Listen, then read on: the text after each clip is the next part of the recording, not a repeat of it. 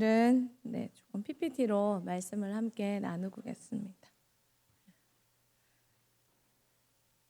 야구장과 거룩, 야구장 가면 안 되나, 왜 안 되나요? 라는 질문으로 오늘 여러분과 함께 말씀을 나눠보겠습니다. 이번 주 중고등 회의할 때 교사님들이 질문을 하십니다. 아이들이 이렇게 질문한다고, 야구장 가면 왜 안 돼요? 지난번 학부모 모임 때 한 부모님께서 심각하게 질문하셨습니다. 야구장 가면 돼요, 안 돼요?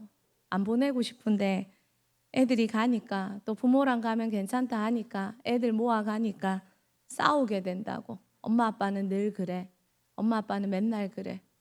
야구장 가도 돼요? 한 친구가 아버지가 보여주는 야구를 즐겨보다가 아버지가 보여주실 수 없는 상황이 되자 몰래 미디어를 사용해서 야구를 훔쳐보다가 부모님께 몇 차례 걸려 깊은 회개를 하고 있습니다. 그런데 그 친구의 말이 야구가 너무 보고 싶다는 겁니다. 미디어를 속여 볼 만큼 너무. DNG 페스티벌 때 아이들 몇 명이 야구 카드를 가져와서 페스티벌 수련회 하는 동안 야구 카드를 가지고 놀다가 불미스러운 일들이 생겼습니다. 그래서 결국 수련회 끝나고 야구 카드를 압수했는데 한 친구가 울었습니다. 부모님께 압수당하고 단 한 장, 정말 너무 좋아하는 선수 한 장, 오승환 한 장 남겨놨는데 그것도 내야 된다고 하니 눈물로 안타까워하다가 결국 그럼 네가 선택해 하니까 제출했습니다. 야구장 가면 되나요, 안 되나요? 여러분 어떻게 생각해요? 왜 안 될까요? 우리의 목표는 다음 세대의 거룩입니다. 그런데 그 거룩이 어디까지일까요? 거룩의 범위는 어디까지일까요? 대흥교회에 주신 특별한 사명이 있습니다. 다음 세대를 그냥 모아라가 아니라 거룩한 다음 세대를 세우라는 겁니다. 우리 너무 잘 아는 말씀 마태복음 28장 18절에서 20절 말씀 같이 한번 보이지요? 같이 한번 읽어볼까요? 시작. 예수께서 나와 말씀하여 이르시되 하늘과 땅의 모든 권세를 내게 주셨으니 그러므로 너희는 가서 모든 민족을 제자로 삼아 아버지와 아들과 성령의 이름으로 세례를 베풀고 내가 너희에게 분부한 모든 것을 가르쳐 지키게 하라. 볼지어다 내가 세상 끝날까지 너희와 항상 함께 있으리라 하시니라. 모든 민족을 제자로 삼아라. 그리고 분부한 모든 걸 가르쳐 지키게 하라. 예수님의 유언입니다. 대흥교회는 다음 세대가 제자가 될 뿐 아니라 예수님의 제자를 삼을 줄 아는, 나도 되지만 누군가도 제자를 삼을 줄 아는 그런 다음 세대, 예수님의 마지막 유언을 온전히 삶으로 붙잡는 다음 세대를 키우는 것이 우리의 사명, 변함없는 사명이요 목표였습니다. 제자비전 아카데미와 대흥교회 모든 다음 세대에 대한 교육 목표는 하나님 나라의 인재 양성입니다. 하나님 나라를 세울, 어느 곳에 있든지 하나님 나라를 세울, 그리고 이 땅에서 선교사로 살아갈 다음 세대를 육성하는 것. 선교사는 복음을 증거하는 사람입니다. 그리고 예수님의 제자로 훈련시키는 것입니다. 예수님을 따르는, 예수님의 제자가 되고 제자를 삼을 줄 아는 다음 세대. 그것이 대흥교회의 다음 세대 교육의 목표입니다.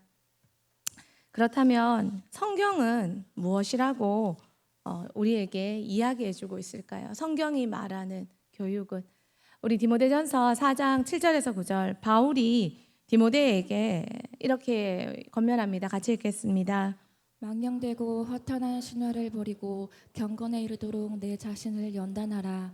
육체의 연단은 약간의 유익이 있으나 경건은 범사에 유익하니 금생과 내생의 약속이 있느니라. 미쁘다 이 말이여 모든 사람들이 받을 만하도다. 경건, 하나님을 경외하고 하나님을 예배하고 하나님 앞에 살아가는 모든 삶, 그 경건이 거룩을 이루어냅니다. 여러분, 거룩을 가진 사람은 하나님 앞에 마스터 키를 가진 사람입니다. 하나님은 거룩한 사람을 통해 일하십니다.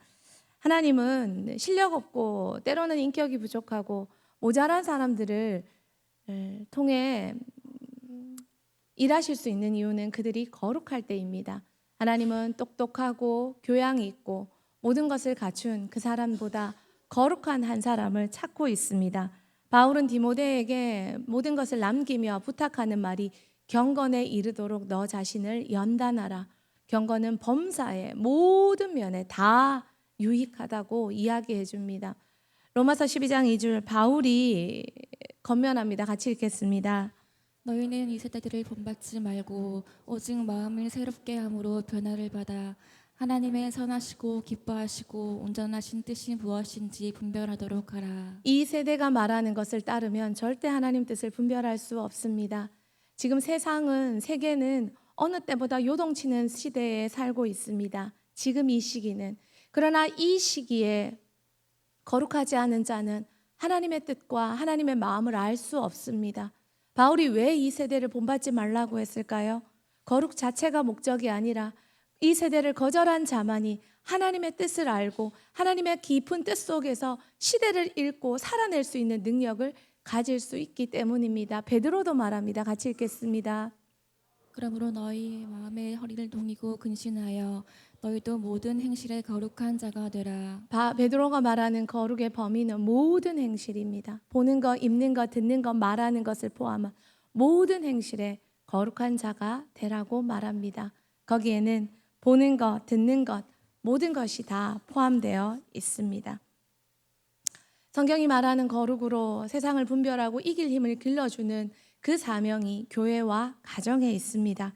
우리는 어디까지 아이들을 거룩하게 키워줘야 될까요? 어디까지 거룩할 수 있도록 도와줘야 될까요?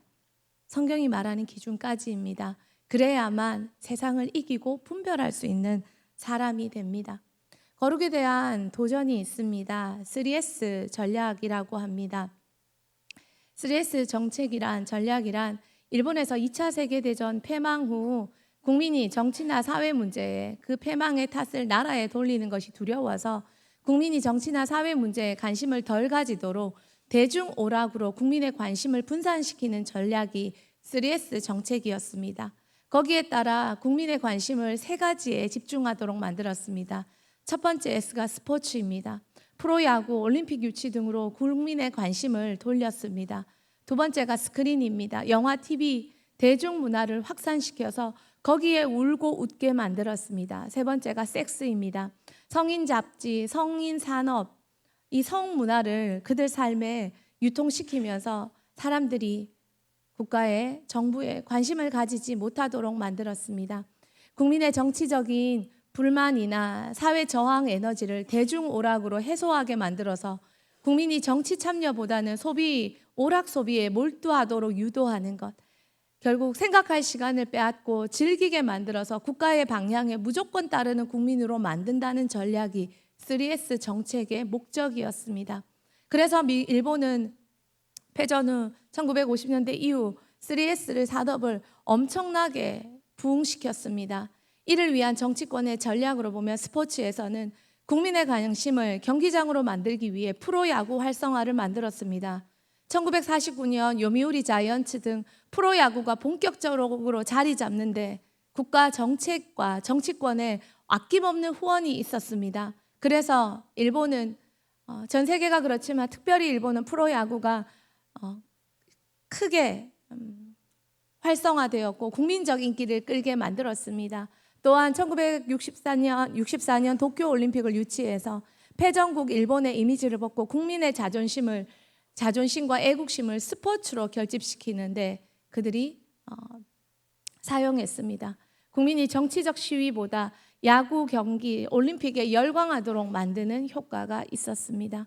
국민이 국가가 나아갈 바른 방향, 바른 것들에 생각하지 않고 오직 먹고 놀고 즐기고 유쾌하게 하고 스포츠를 통해 가짜 승리를 맛보도록 진짜 승리가 아니라 가짜 승리에 심취하도록 만드는 것이 스포츠의 전략이었습니다. 또한 스크린의 전략은 영화, TV 산업, TV의 대중화입니다. TV 보급을 가속화시켰습니다. 1953년 NHK 민영방송을 개시하며 1964년 도쿄올림픽을 계기로 TV가 전국 가정에 보급되도록 만들었습니다. 국민들이 집에서 뉴스를 비판적으로 보는 대신에 드라마, 영화, 버라이어티 쇼에 몰입하도록 만들어서 정치적인 불만을 직접 행동으로 옮기지 않고 스크린 속에 재미로 해소하도록 만들었습니다. 지금은 더해서 TV의 보급이 아니라 스마트폰의 보급으로 얼마나 많은 청년들이 그 속에 빠져 있습니까? 넷플릭스 무제한, 월정액 무제한 사용권은 얼마나 많은 청년들의 관심과 그들의 미래와 그들의 모든 현실까지 도피하도록 만들었습니까? 여러분, 요즘 청년들은 연애하고 결혼하지 않습니다. 그런데 여러분 아십니까? 리얼리티 가상 연애 예능이 얼마나 인기가 있는지, 리얼리티로 예능 속에서 연애를 하고 헤어지고 그러면서 그것에 대리만족을 하고 즐긴다는 겁니다. 왜 이렇게 되었습니까? 그 속으로 가상 세계로, 가짜 세계로 현실을 잊도록 유도하는 국가적 정책이 결국 그런 시대를 만들었다는 것입니다. 마지막 세 번째, 섹스 성산업입니다. 억압 대신에 성에 대한 해방을 오히려 돌파구로 이용하게 만들었습니다. 성인 잡지, 만화를 엄청나게 부흥시켰습니다. 일본 웹툰 만화가 왜 그렇게 음란한지 아시겠습니까? 정치권에서 이것을 도와주고 활성화시켜 주었기 때문입니다. 풍속 산업의 확대, 일본은 물리적인 성매매는 단속했지만 성인 유흥 산업, 스트립쇼나 유흥가는 엄청나게 용인해 주었습니다. 성적 욕망을 억제하기보다 배출구로 활용하면서 국민의 정치적 저항 대신에 성적 쾌락에 몰두하게 만들었습니다. 이러한 성수 산업의 유통은 일본의 다음 세대가 보는 만화, 다음 세대의 매체 모든 면에 다 침투해서 엄청난 음란한 문화를 만들었습니다. 국민의 정치 참여, 사회 저향의 약화, 소비 오락의 몰입, 그리고 일본은 빠르게 경제 성장을 이루었고 국가가 주도했기 때문에 동시에 탈정치와 대중 오락 사회화의 현상이 심화되었습니다. 그런데 이 3S 정책을 바라보던 한국 교계는 사단의 똑같은 전략도 지금 우리에게 사용하고 있다고 외치기 시작했습니다. 스포츠, 예배와 신앙보다 우상화되면서 가짜 승리에 몰두하게 만들면서 사람들이 거룩에 관심을 두지 않게 만들었습니다. 스크린, 눈과 귀를 지배해 말씀을 밀어내게 만들었습니다. 섹스, 창조 질서를 무너뜨리고 지금은 동성애까지 이르면서 쾌락과 중독으로 영혼을 묶어버렸습니다.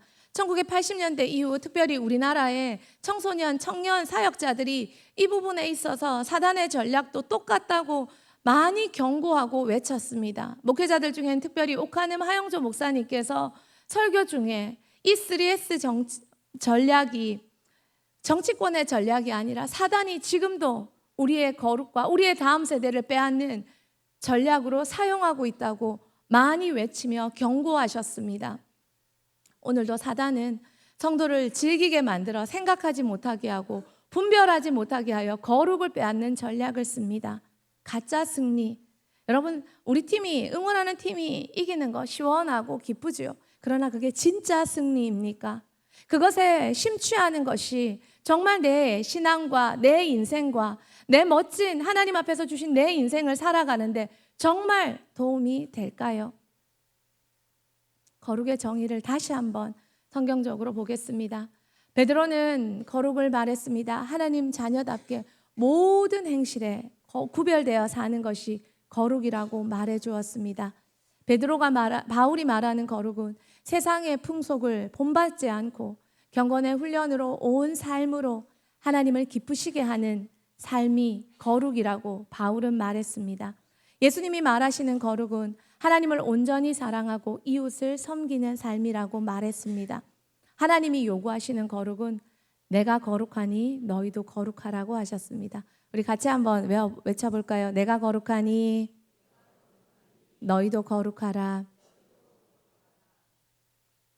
거룩은 단순한 종교 규칙이 아니라 하나님의 뜻과 마음을 알고 성령과 함께 사는 능력입니다.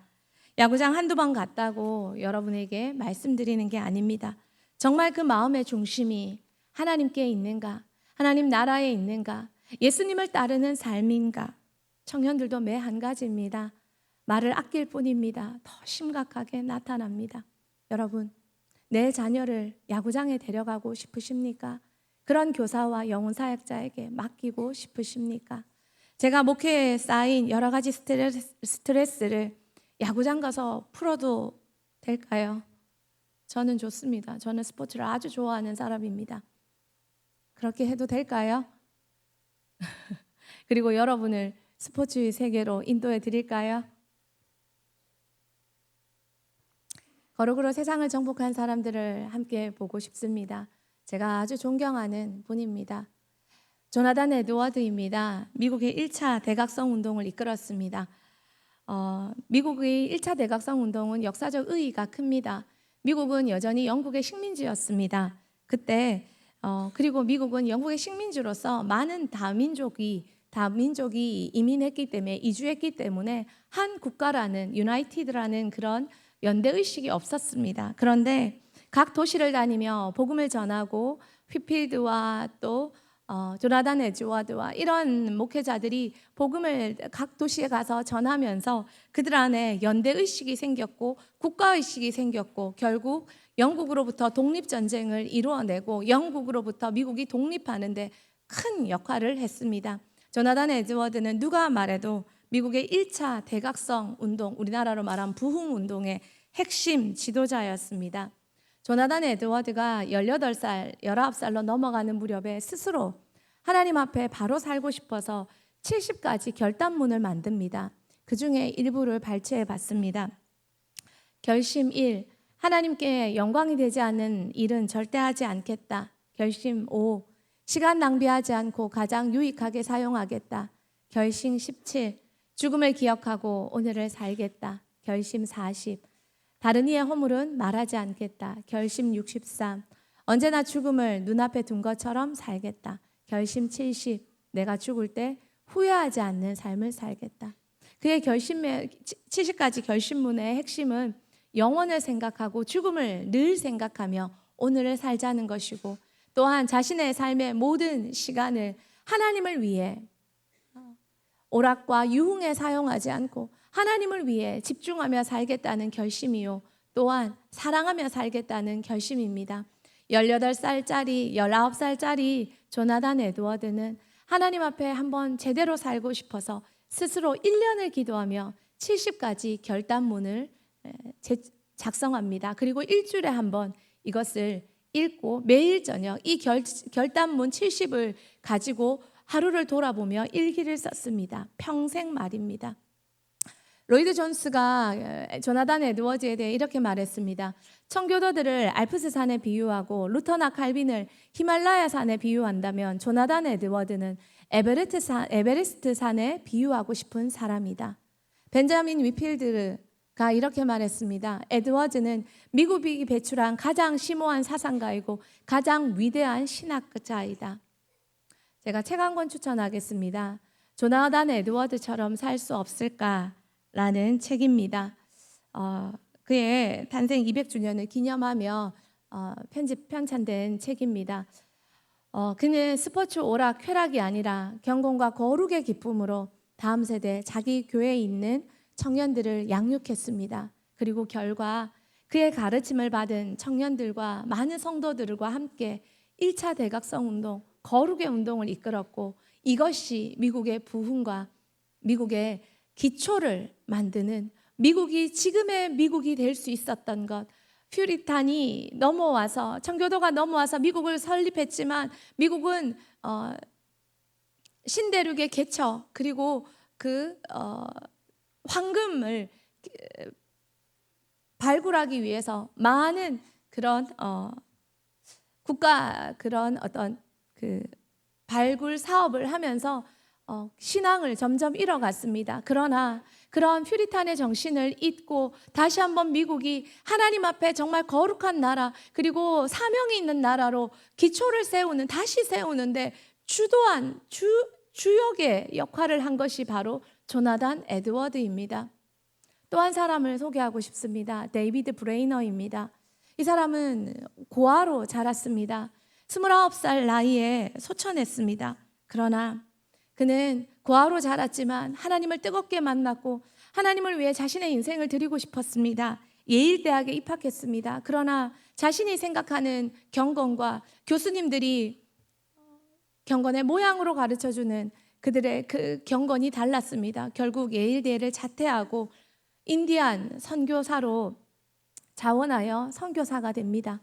그리고 그는 열심히 선교합니다. 너무 열심히 선교한 나머지 결핵에 걸리게 되고 마지막 5개월을 죽음을 앞두고 그는 조나단 에드워드, 앞서 말씀드린 그 목사님 집에서 요양을 하게 됩니다.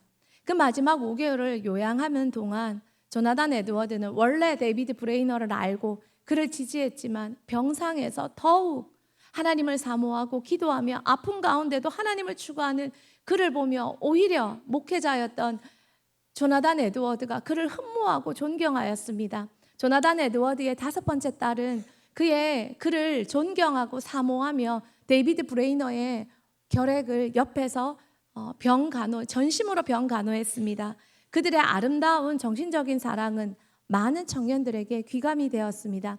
결국 그는 결핵을 이기지 못하고 소천했습니다. 그가 소천한 뒤에 그가 남긴 일기와 메모를 모아서 조나단 에드워드가 편찬하여 썼던 책이 데이비드 브레이너의 생애와 일기라는 책입니다. 이 책도 추천합니다.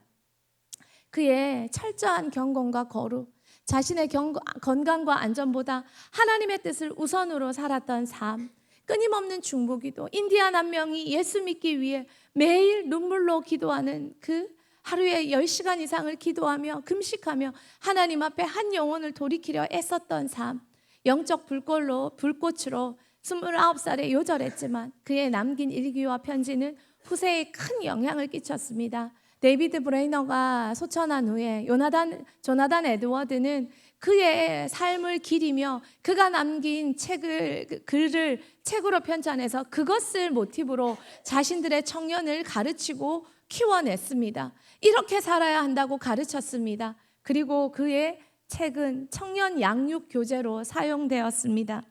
또한 많은 선교사들이 인도의 선교사들과 많은 선교사들이 귀한 선교사들이 데이비드 브레이너의 책을 통해서 큰 도전을 받고 하나님 나라에 매진하는 그런 그런 자극을 받았습니다. 그는 죽어서도 말하는 사람이었습니다. 이제 말씀을 마치겠습니다. 다음 세대의 교육 목표는 즐거운 경험이 아니라 다양한 경험이 아니라 거룩한 인재 양성입니다. 교회와 가정은 그 방향과 삶을 가르쳐주는 교육기관입니다. 하나님께서 제대로 가르치는 교육기관을 찾으십니다. 야구장 한두 번을 말하는 것이 아니라 우리의 중심이 어디에 있느냐 다시 돌아봐야 할 때입니다. 우리 사랑하는 청년들부터 말입니다. 사람들이 수능을 치면서 제자비전 아카데미 수능 1등급을 한 등급이라도 올려줄 때 기뻐합니다. 그리고 많은 이들이 수능 1등급을 추구합니다. 고3에 본숙하며 기도하는 매진하는 귀한 아이들을 봅니다. 그러나 안타까운 것은 자신의 거룩을 추구하기 위해 거룩 1등급을 거룩 한 등급을 높이기 위해 거룩 1등급 조나단 에드워드 같은 데이비드 브레이너 같은 거룩 1등급의 삶을 살기 위해 본숙하며 애쓰며 몸부림치는 청년은 없습니까? 내 거룩을 지키기 위해 교회와 가정이 우리 교회가 거룩 1등급을 가진 다음 세대로 세워주면 안 될까요? 하나님이 기뻐하시는 다음 세대로 세우고 싶습니다.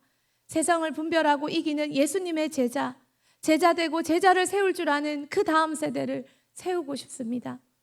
그것에 함께 힘을 모으면 좋겠습니다. 거룩을 끌어내리는 가정과 사람들이 아니라 거룩을 함께 세워가는 같은 마음으로 함께 이 사명을 감당하는 우리가 되었으면 좋겠습니다. 스크린 섹스 스포츠에 우리도 넘어가서 되겠습니까? 함께 분별하고 함께 걸어가서 사랑하는 대흥교회 다음 세대가 데이비드 브레이너처럼 조나단 에드워드 같은 그 한 사람이 되기를 축복합니다. 같이 기도하겠습니다.